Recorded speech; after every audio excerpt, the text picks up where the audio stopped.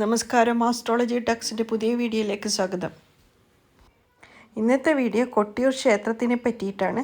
എല്ലാവർക്കും അറിയാം, എന്നാൽ അറിയാത്തവർക്ക് വേണ്ടിയിട്ടുള്ളതാണ് ഈ വീഡിയോ. കൊട്ടിയൂർ ക്ഷേത്ര ഐതിഹ്യം ദക്ഷയാഗം നടന്ന സ്ഥലമായിട്ടാണ് പുരാണങ്ങളിൽ വിശേഷിക്കപ്പെടുന്നത്. കണ്ണൂർ ജില്ലയിലെ ബാവലിപ്പുഴയുടെ തീരത്താണ് ഈ ക്ഷേത്രം സ്ഥിതി ചെയ്യുന്നത്. ദക്ഷിണകാശി എന്ന പേരിലും ഇത് അറിയപ്പെടുന്നു. ദക്ഷൻ എന്ന പ്രജാപതിയായിരുന്നു സീതാദേവിയുടെ പിതാവ്.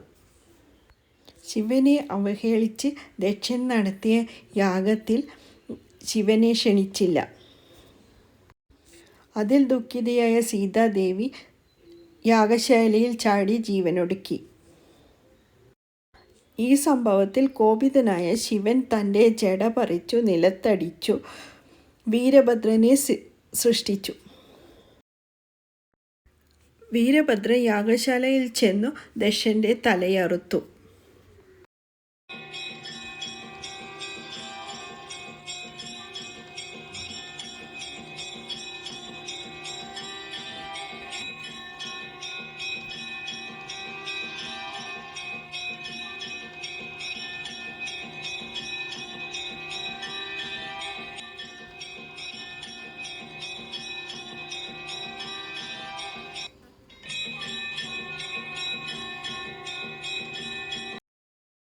കോപാകുലനായ ശിവനെ ദേവതകളും ബ്രഹ്മാവും വിഷ്ണുവും കൂടി ശാന്തനാക്കി. പിന്നീട് ശിവൻ ദക്ഷനെ ആടിൻ്റെ തല ചേർത്ത് പുനർജീവിപ്പിച്ചു. അങ്ങനെ യാഗം പൂർത്തിയാക്കി ശിവൻ കൈലാസത്തിലേക്ക് പോയി.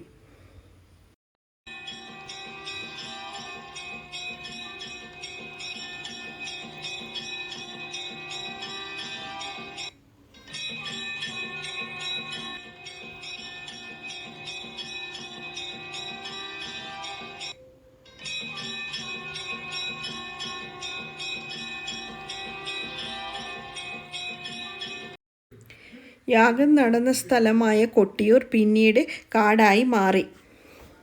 കുറിച്യർ എന്ന ആദിവാസികൾക്ക് വാസസ്ഥലമായി. ഒരു കുറിച്യ യുവാവ് തൻ്റെ അമ്പിന് മൂർച്ച കൂട്ടാൻ ശിലയിൽ ഉരച്ചപ്പോൾ രക്തം വരികയും അതറിയിച്ച പടിഞ്ഞാറ്റെ നമ്പൂതിരി അവിടെ കലശം നടത്തുകയും ചെയ്തു എന്നതാണ് ഐതിഹ്യം.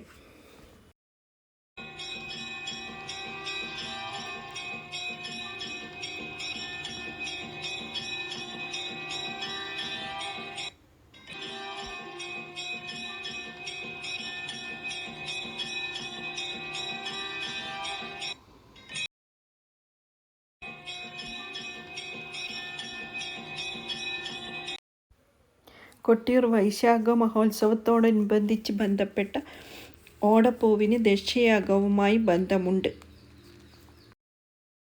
മുളയുടെ തൊലി കൊണ്ട് നിർമ്മിക്കുന്ന ഈ പൂക്കൾ യാഗശാലയിൽ വെച്ച് ശിരസ് ഛേദിക്കപ്പെട്ട ദക്ഷപ്രജാപതിയുടെ താടിയെയാണ് സൂചിപ്പിക്കുന്നത്.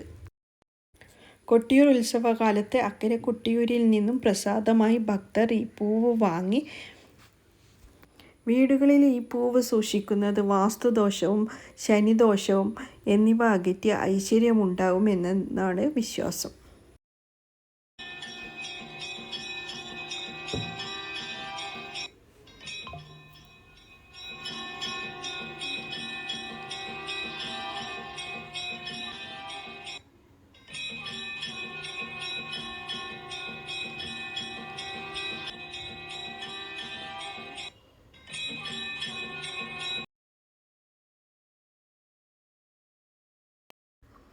ഇപ്രാവശ്യത്തെ കൊട്ടിയൂർ ക്ഷേത്രോത്സവം ആരംഭിച്ചു.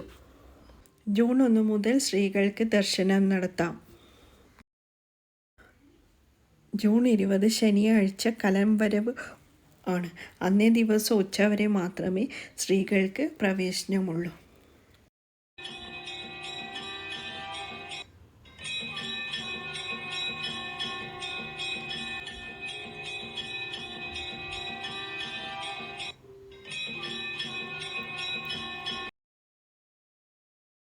അപ്പോൾ ഇന്നത്തെ വീഡിയോ ഇത്രയേ ഉള്ളൂ. എല്ലാവർക്കും നമസ്കാരം.